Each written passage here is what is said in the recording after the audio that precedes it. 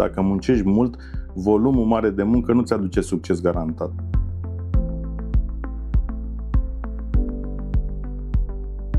Numele meu este Gigi Bratu, sunt fondator AMA Holding și administrator din 2008.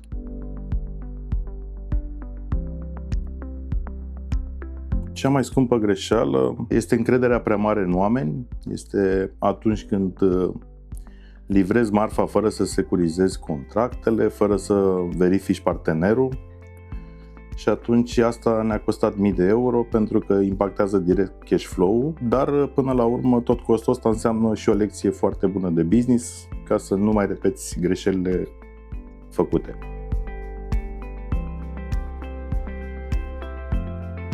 Cred că este varianta în care dacă muncești mult, succesul vine garantat. Nu este adevărat. Dacă muncești mult, volumul mare de muncă nu ți aduce succes garantat. Munca cu o predictibilitate și foarte bine pusă la punct garantează succes.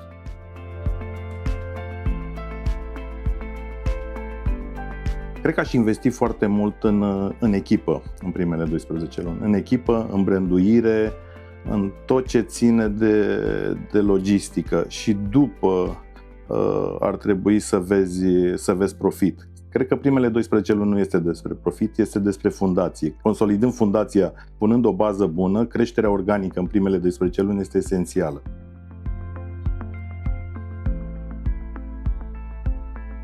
Cred că partea grea a succesului, tu ca antreprenor ești singur în spate.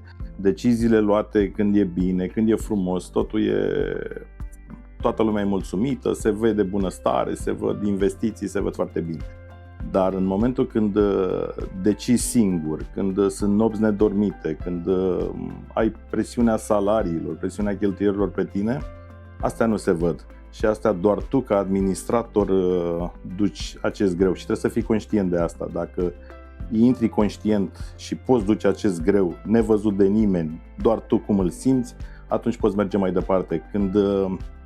Când ceilalți dau bir cu fugiții și părăsesc corabia, tu vei rămâne, că obligația ta e să rămâi și să mergi mai departe.